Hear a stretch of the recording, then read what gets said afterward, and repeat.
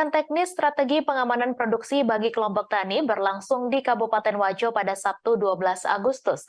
Anggota DPR RI dari Komisi 4, Andi Akmal Pasludin, mengakomodir BIMTEK yang diselenggarakan di dua lokasi berbeda.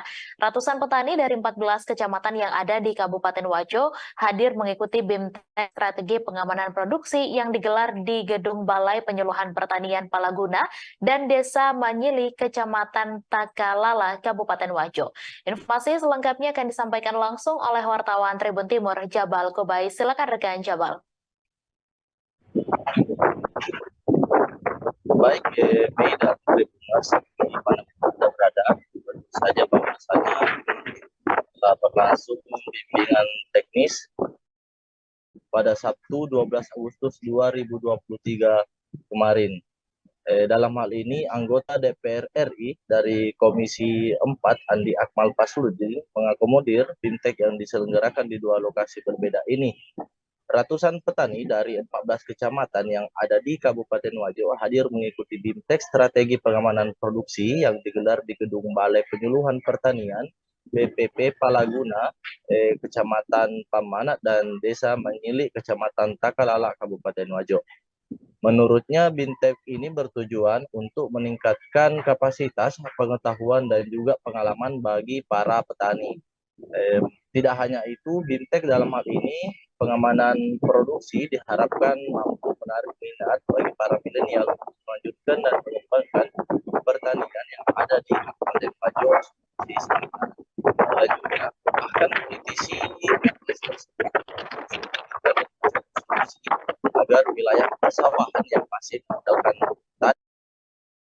Dalam hal ini Muhammad Ashar mengatakan luas baku area persawahan mencapai kurang lebih 87.000 hektare.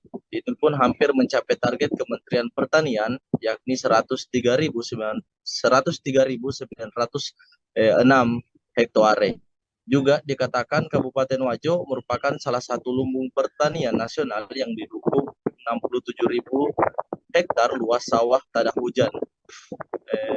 Pada kesempatan ini, bertanggal 10 Agustus 2023, produksi pertanian di Wajo meliputi padi sebanyak 352 ton, jagung 36 ton.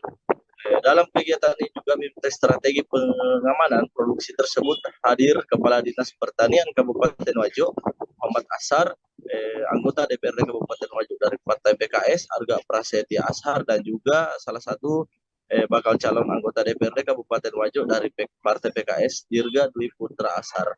Demikian yang mungkin kami sampaikan kepada Tribuners. Kembali ke studio dan terima kasih.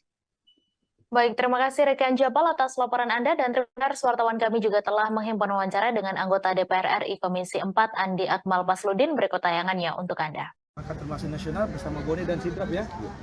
Kalau untuk saat ini masuk dua pun Goni dan Wajo. Goni dan Wajo, alhamdulillah. Artinya ini saya kira perlu kita tingkatkan dan juga ada regenerasi dengan petani milenial. Karena petani kita semakin lama semakin menua kan? Nah ini dengan BIMTEK ini, peningkatan kapasitas ini bagian daripada peningkatan pengetahuan, termasuk juga teknologi terbaru dan juga tadi mengenai perlindungan tanaman Pak Gadis ya? Seperti itu. 60.000 lebih tadi ya Pak Gadis ya? Jadi 67.000. Jadi memang harus kita pikirkan ke depannya sehingga meningkatkan indeks pertanaman kita. Tentu yang sumber-sumber yang ada sekali dibendung, dialirkan. Yang kedua memang kalau ada sungai nantinya yang bisa dibendung ya, bisa jadikan check dam atau mungkin juga bendungan ya. Itu saya kira menjadi solusi atau juga ini perpipaan. Jadi sumber air kan nanti dialirkan melalui pipa ke kawasan persawahan. Kalau sebenarnya sih nggak terlalu sering kita dengar Pak Gadis ya. Kalau untuk tahun ini pun nggak ada masalah. Alhamdulillah, malah saya bersyukur malahan dari Kabupaten